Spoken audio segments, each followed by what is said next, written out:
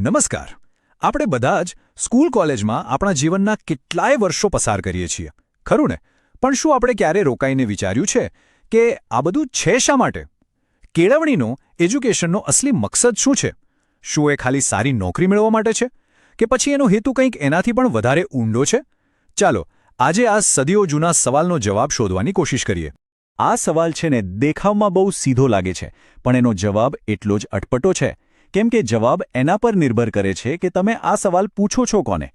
શું કેળવણીનો હેતુ એક વ્યક્તિને પોતાનામાં રહેલી બેસ્ટ ક્ષમતા સુધી પહોંચાડવાનો છે કે પછી સમાજ માટે એક સારો અને ઉપયોગી નાગરિક બનાવવાનો છે? બસ આ જ એ મૂળભૂત દલીલ છે જેણે સદીઓથી શિક્ષણની દુનિયાને ઘડી છે. એટલે મૂળભૂત રીતે જોઈએ તો આખી કેળવણીની વાત બે દમદાર અને ક્યારેક એકબીજાથી સાવ વિરુદ્ધ લાગતા વિચારોની ટક્કર છે. એક વિચાર વ્યક્તિને સેન્ટરમાં રાખે છે તો બીજો આખા સમાજને. ચાલો આ બંને દલીલો શું કહે છે એને જરા ઊંડાણથી સમજીએ. તો જુઓ, આ છે બે મુખ્ય વિચારધારાઓ. એક ફિલોસોફી કહે છે કે શિક્ષણનો હેતુ વ્યક્તિને તેની પૂરેપૂરી ક્ષમતા સુધી પહોંચવામાં મદદ કરવાનો છે, જાણે કે પોતાની અંદર છુપાયેલા સુપરસ્ટારને બહાર લાવવાનો. બીજી બાજુ બીજી ફિલોસોફી માને છે કે શિક્ષણનો હેતુ એવા નાગરિકો તૈયાર કરવાનો છે જે બધા સાથે મળીને આખા સમાજને વધુ સારો બનાવી શકે.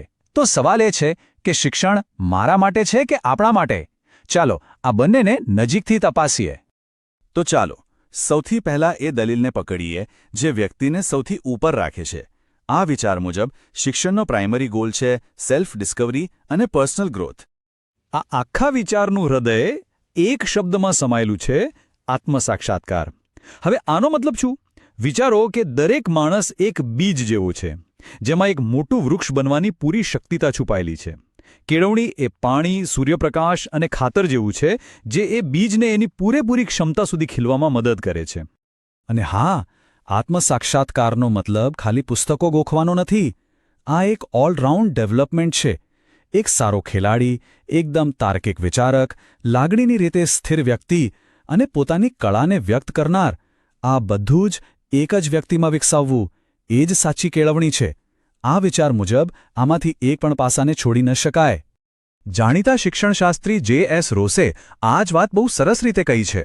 એમના મતે શિક્ષણનો છેલ્લો ગોલ ખાલી એક સફળ પ્રોફેશનલ બનાવવાનો નથી, પણ એક એવું વ્યક્તિત્વ ઘડવાનો છે જેનું આંતરિક અને આધ્યાત્મિક જગત પણ એટલું જ સમૃદ્ધ હોય. પણ એક મિનિટ, શું કોઈ વ્યક્તિ સમાજ વગર એકલી રહી શકે?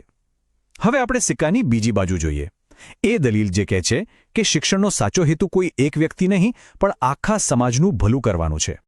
આ વિચારધારાનું કેન્દ્ર છે સામાજિક હેતુ.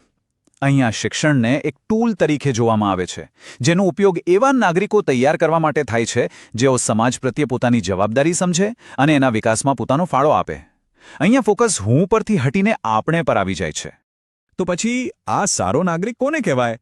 આનો મતલબ એવા લોકો તૈયાર કરવા જેઓ ખાલી પોતાના હક જ નહીં પણ પોતાની ફરજો પણ બરાબર સમજે, જેઓ જાણે છે કે સમાજને એમની પાસેથી શું જોઈએ છે અને જેઓ બીજાઓ સાથે હળીમળીને કામ કરી શકે.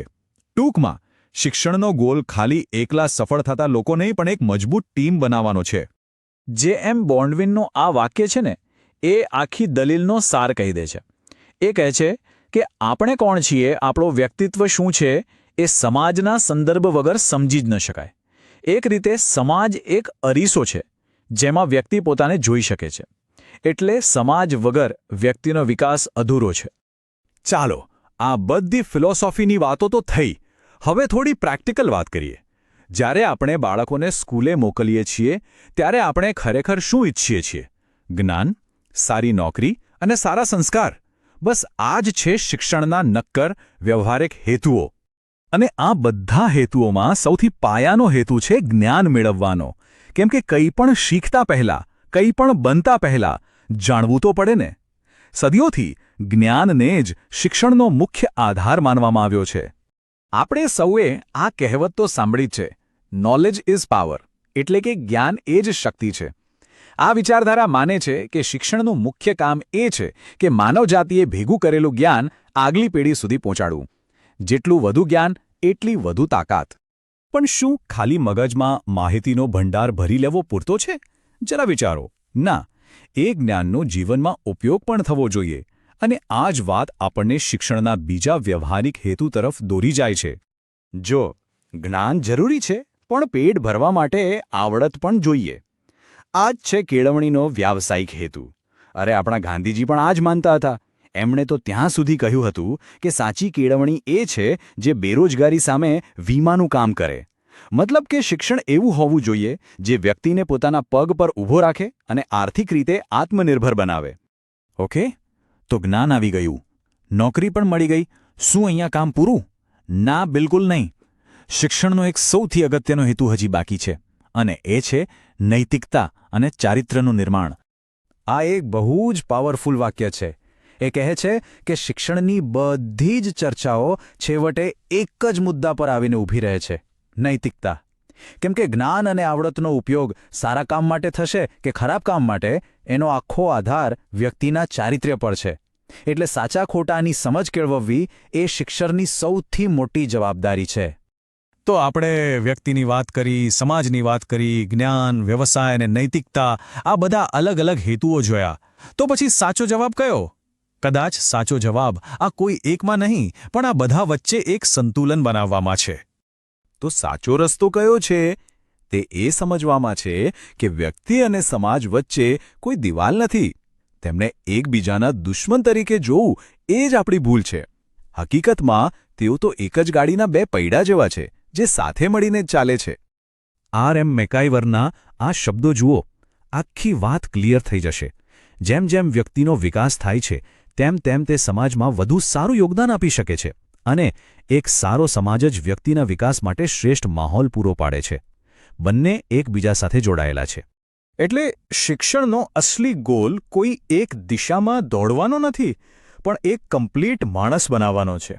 એક એવી વ્યક્તિ જે જ્ઞાની પણ હોય, કુશળ પણ હોય, નૈતિક પણ હોય અને સામાજિક રીતે જવાબદાર પણ હોય. ફિલોસોફર વ્હાઇટહેડે આનો જે નિચોડ આપ્યો છે ને, એનાથી વધુ સારું કંઈ ન હોઈ શકે. સાચી કેળવણી એવા લોકો તૈયાર કરે છે જેમની પાસે એક્સપર્ટ નોલેજ તો હોય જ, પણ સાથે સાથે સંસ્કૃતિ પણ હોય. એટલે કે સારા મૂલ્ય, સૌંદર્યની પરખ અને જીવનને મોટા પરિપ્રેક્ષ્યમાં જોવાની ક્ષમતા. બસ આ જ્ઞાન અને સંસ્કારનો સંગમ જ કેળવણીનો સાચો હેતુ છે.